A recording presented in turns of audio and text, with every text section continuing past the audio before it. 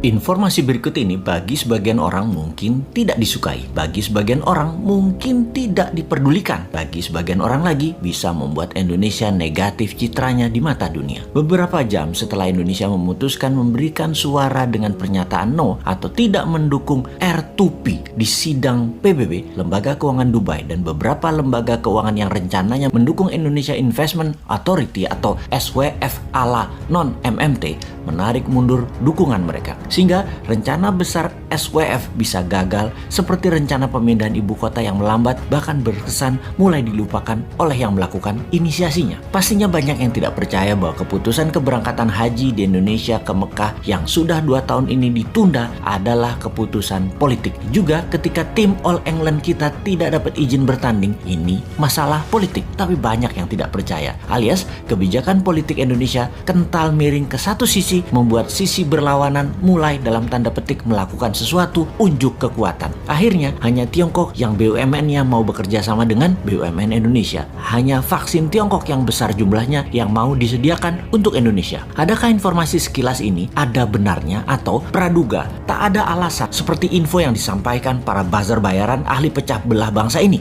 Apa itu R2P yang dijawab oleh Indonesia no dengan alasan yang mengada-ngada? Lebih tepatnya maksa alias vote no-nya biar berkesan tidak membela kakak tertua Indonesia saat ini yang bernama Tiongkok. R2P adalah Resolusi Responsibility to Protect, yaitu Indonesia menolak untuk bertanggung jawab melindungi dan mencegah genosida, kejahatan perang, pembantaian etnis, dan kejahatan terhadap kemanusiaan. Kalau disederhanakan, Indonesia itu mendukung genocide, mendukung kejahatan perang, mendukung kejahatan etnis, dan mendukung kejahatan terhadap kemanusiaan. Namun, pinternya dibungkus dengan pernyataan resolusi itu salah prosedur yang ketika ditanya prosedur mana atau apa prosedur yang benar versi pemerintah Indonesia nggak bisa jawab juga. Sudahlah, Anda pejabat itu membela kejahatan perang karena harus satu kata sama dengan Tiongkok. Sudahlah, ngaku aja. Singkat cerita, R2P resolusinya dimenangkan yang vote yes atau yang mendukung, atau mereka anti kejahatan perang, anti kejahatan kemanusiaan, di mana Indonesia dengan memvote no artinya Indonesia anti HAM. Indonesia bergabung dengan 15 negara yang vote no seperti Tiongkok, Rusia, Kuba, Suriah, Korea Utara. Keputusan no ini melawan 115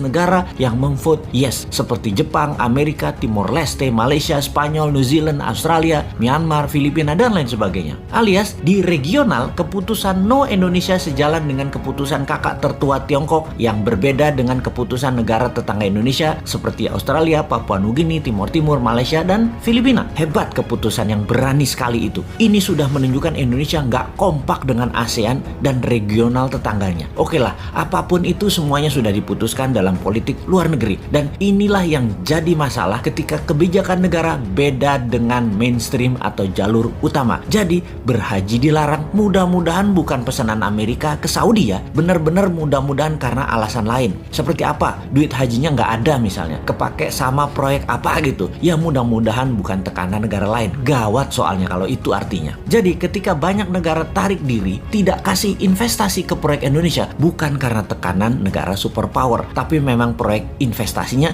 tidak menguntungkan, atau bunga pinjaman IMF yang rata-rata negara lain dapat 4%-an, Indonesia 2% lebih mahal, sekitar 6%-an, sehingga bunga pinjaman yang dibebankan ke APBN hampir senilai 290 triliun ini karena tingginya bunga pinjaman. Sekali lagi, bunga lebih tinggi bukan pesanan negara superpower, mudah-mudahan ya, karena Indonesia nggak menarik. Efek Indonesia menolak atau vote no Indonesia dalam UN Watch dimasukkan sebagai daftar negara memalukan atau list of shame country. Juga Amnesty International menyayangkan keputusan Indonesia ini, bahkan banyak yang menyarankan mending abstain sekalian ketimbang menolak no. Ya sudahlah, semoga semua selamat dan semoga tetap banyak yang tidak peduli dengan hal-hal seperti begini. Teruslah menjual diri untuk 2024 walau tanpa konsep bernegara. Silahkan membangun model populer dan terlihat suci. Toh rakyat sama seperti bosman ini, bodoh semua. Jadi wahai rakyat, tetaplah rebahan, tetaplah tidak peduli, tetaplah tidak bermanfaat, dan tetaplah menjadi beban APBN.